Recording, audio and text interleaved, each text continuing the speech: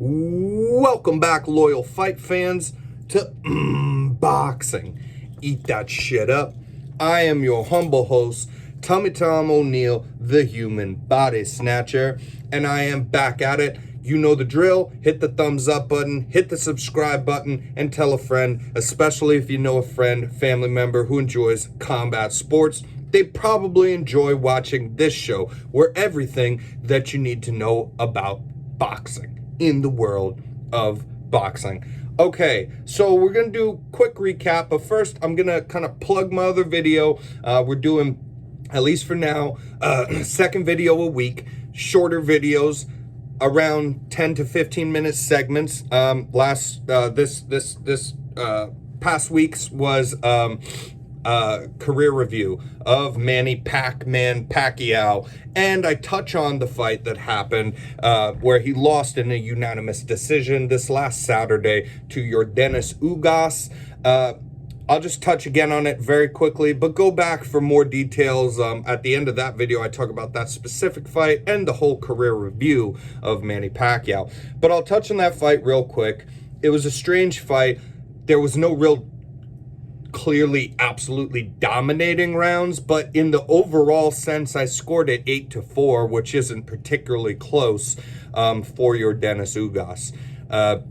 So I agree with that. I think he used the jab very well, which is especially hard to do when you're an orthodox fighter against a southpaw fighter. The angle's kind of not there for you, but it was for Yordenis Ugas. Usually it's straight rights that you want to do as an orthodox fighter against a southpaw, or kind of check hooks, things like that, bringing in the left hook instead of jabbing with it. But he was able to make the jab work for him, and he was also able to make the straight right hand work for him, which was money all night. And that was kind of recap of that fight. We also, on the beginning of that pay-per-view main card, we had Mark Magsoyo scoring a vicious knockout over Julio Cesar. This was pretty awesome. This was two back-to-back straight right hands, real hard, right down the middle, right down the pipe, that took Cesar out. Now, interesting fact is, you should go back and definitely watch this fight. This was a good fight, and on all three judges' scorecards, Magsoyo was down. He was losing that fight up until the very end of it, and that was a vicious KO. Also up for KO of the year. Me, myself, I would not put that over Oscar Valdez's KO on Burchelt. Not only because I kind of like the KO better, but also because, inarguably, the stakes were so much higher for that fight. Excuse me. But yeah, so I'd still have Valdez as the KO of the year, but great fight in which the guy was losing the fight and just got him out of there, and those are always fun. Then we had the Ortiz versus Guerrero fight. You know, Robert the Ghost Guerrero. This was, man, now listen, these guys aren't that old. You know, they're early 30s to mid 30s. They're actually not as old as I personally thought they were, because they've been boxing forever. And, you know, I think that if you knew anything about these guys and their long careers, and that they've been out there at the tail end of their careers, all the damage accumulated over the years, you know, they're so far out of their primes at this point, the both of them, then you probably didn't have, or shouldn't have had, high expectations for this fight.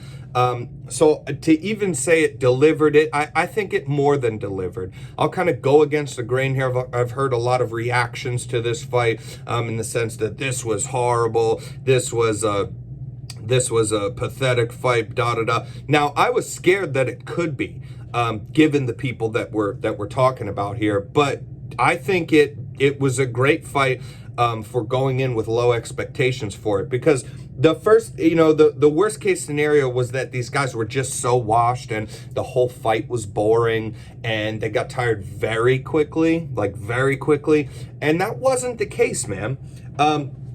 You know, I think that Robert Guerrero was had a great game plan. going into it, and I think he was doing very well with being effective with his combinations. He was a lot faster in there, but Ortiz was by far the bigger man, much more muscle mass. His shots, would hurt far more. They were far heavier shots, but there wasn't nearly as many as Guerrero landed. And the first half of this fight was just action-packed. The first half of the fight was action-packed, which I did not expect, so I'm going to give them full credit. And basically Guerrero was tagging him, landing far more punches, was very efficient, but Ortiz had moments that started coming back, started stealing some rounds within the first half of this fight in all action, and just was landing the harder shots, and he'd wait for Guerrero to go, and then at the very end, when he was about to, right before he would finish, then Ortiz would go and land fewer but much harder shots, and made it a close fight. And overall, the fight was close, although they did get tired, but we knew this. They didn't get tired for a while. For guys at the tail end of their career, they really did quite well. And they got tired in the second half of the fight for sure. They were kind of leaning on each other, doing inside fighting, which a lot of people, I like inside fighting a lot myself, but this isn't kind of like a Sean Porter inside fighting. This is more of a lazy, kind of inside fighting, because people don't always know it looks cool, but really it is kind of almost lazy fighting. When you're both doing it and no one's going to back up and create distance to start going again because you're just trying to come inside. When they're both kind of, when they're both just kind of willing to do this because they're both tired, it's kind of lazy fighting, because you're basically, you can lean on the other guy, right? And you can get your head off to the side, so your head's not in danger. And all you got to do is just, you're blocking your body, for any punches being thrown can only come to your body, if his head's to the side of yours, and then you throw in some body shots. Maybe you try to slip in an uppercut, and it can look a little bit lazy, but, it is what it is. They were tired, but I thought it was a good fight. And then even in those rounds, given they were more tired and they were not as exciting on the tail end of the fight, even those rounds were close. The unofficial, scoring, and the announcers were kind of going barely with edging Ortiz, but Guerrero actually gets the decision. I do agree with that as well. Although, Ortiz made it a close fight. It was a close fight, and it was a good fight. And then we already touched on the Manny Pacquiao main event.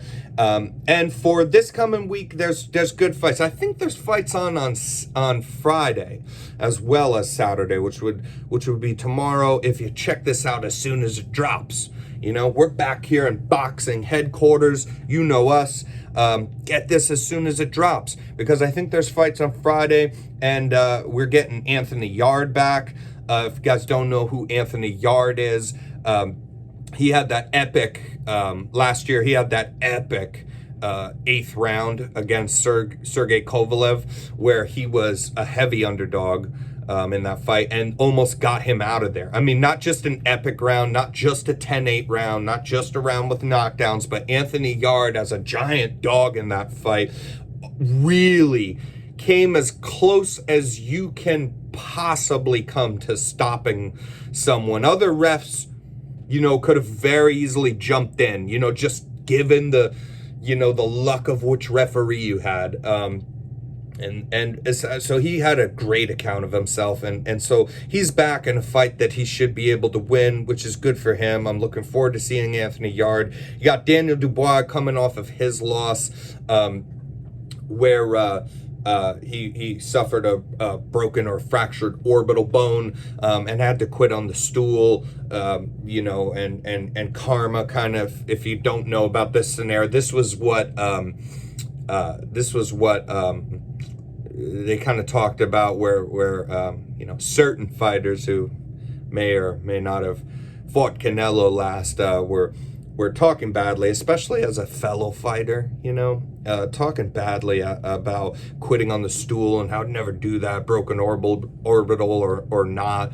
and karma reared its ugly head, and that's exactly what happened to him. Broken orbital bone and quit on the stool after talking all that mess. We get Amanda Serrano is back, who is a great female boxer. She's a pound for pound female boxer. I still put Clarissa Shields above her for sure, and Katie Taylor, but that might be about it.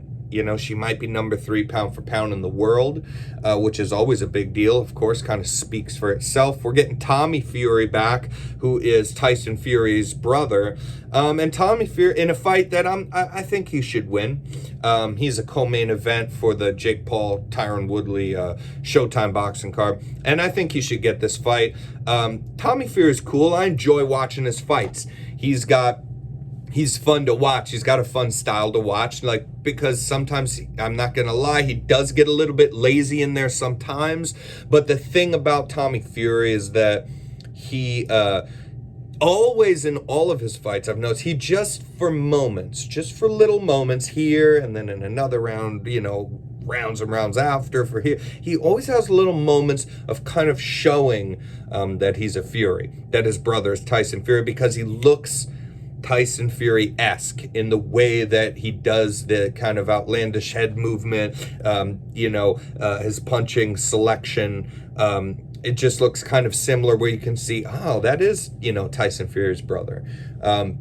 So he's always fun to watch, and he's back on the co-main event. I like him for that fight. And then we got, Jake Paul versus Tyron Woodley. Okay, guys, look, I put my hands up, all right? I put my hands up.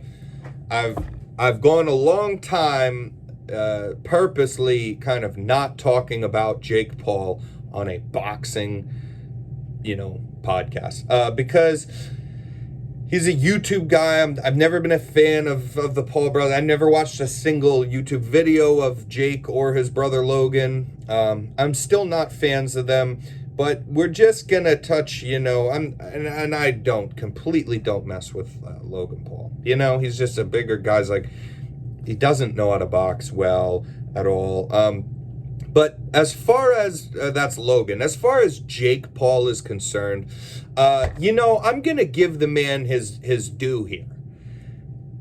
I think that at this point, I'm completely convinced that Jake Paul is smarter than I gave him credit for. He's a trash talker. He sometimes can be entertaining and good at his trash talk, but that's only sometimes. Mostly, I think, you get the impression that he's, a mark, kind of like a loser and not even good at trash talking, kind of like, so people, and he's got the blonde, poofy hair too.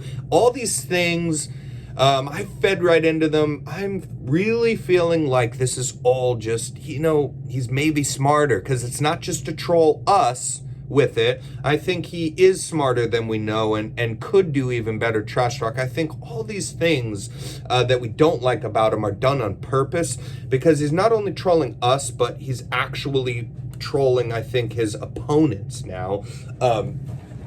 Sorry. But yeah, and I think he's actually trolling his opponents as well.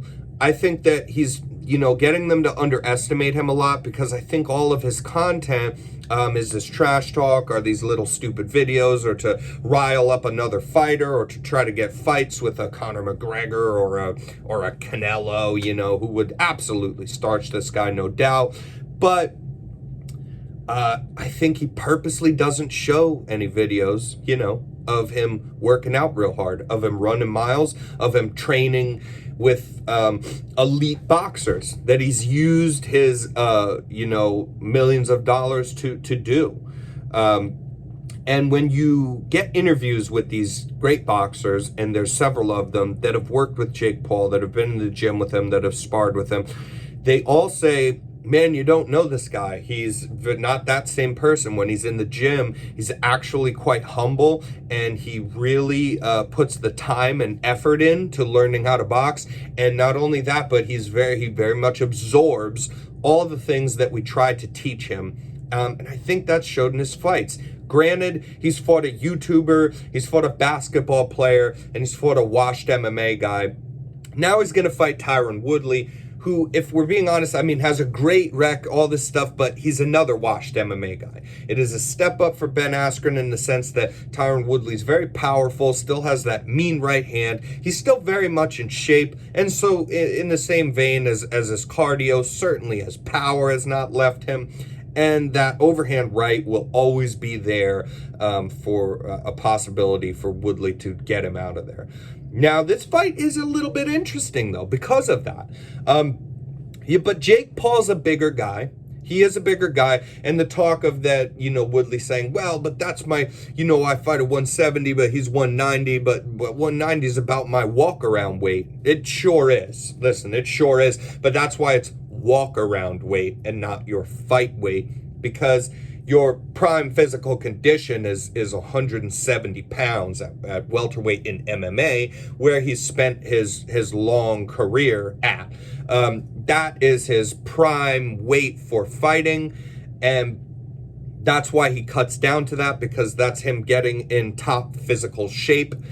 Jake Paul saying he's 190 pounds isn't his walk-around weight. His walk-around weight's probably 210 or something like that, because he can cut down to 190 pounds.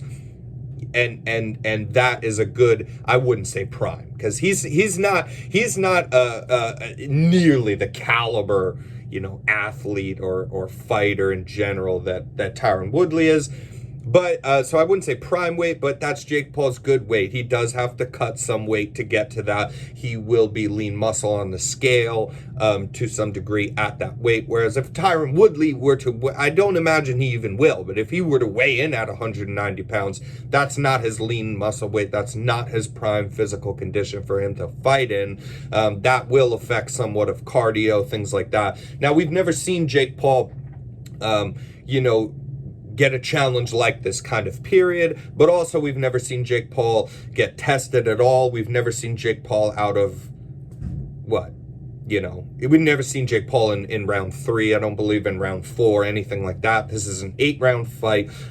So that part is interesting. Also, even though Woodley's on a huge losing streak, coming out of the UFC there, which was it's at least 4 fights. Was it not even 5, maybe? It's at least 4-fight losing streak, which is bad. There's no two ways about it.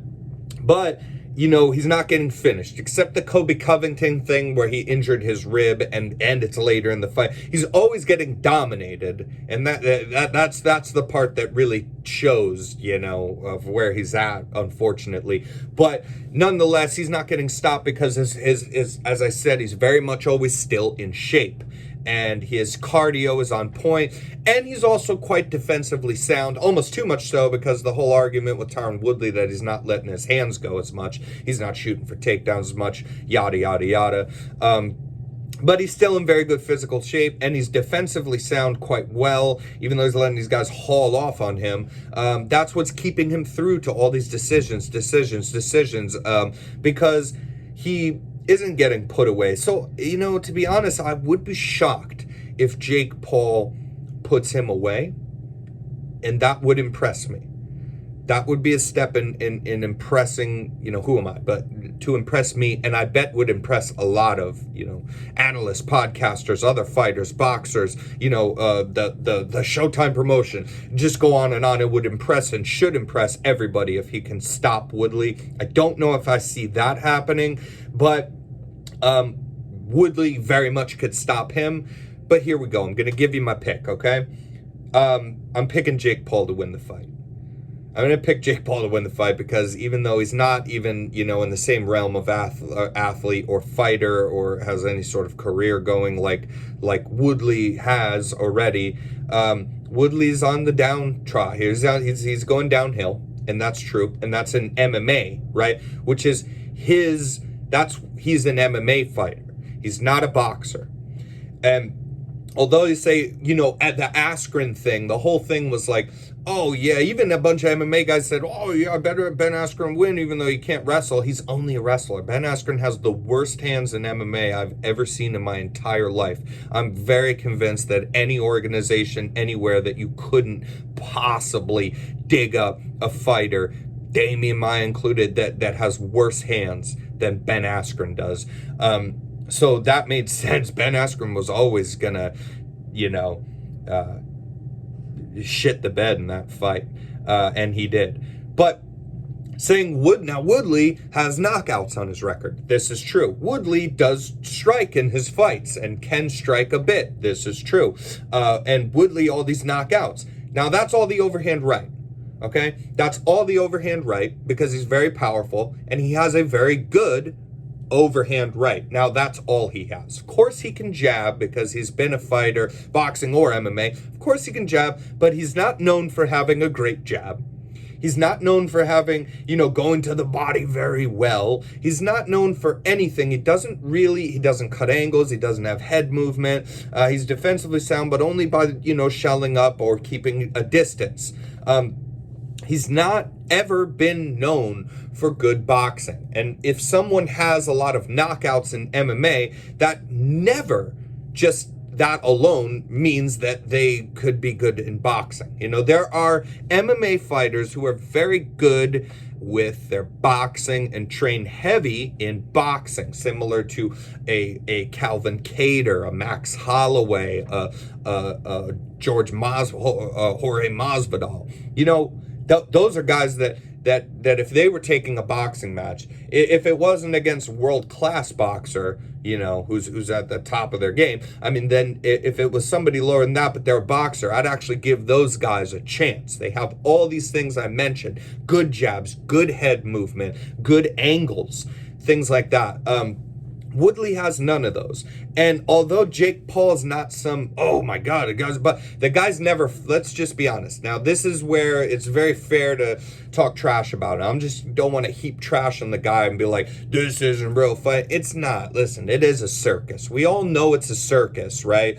But he is training very hard and he's trying to learn boxing. And now, if he fights an actual boxer, even with not a great record, right? Even a kind of unknown name, but somebody who has multiple professional fights, so spanning over years in boxing, even if their record's not great, I bet you that they absolutely obliterate Jake Paul right now.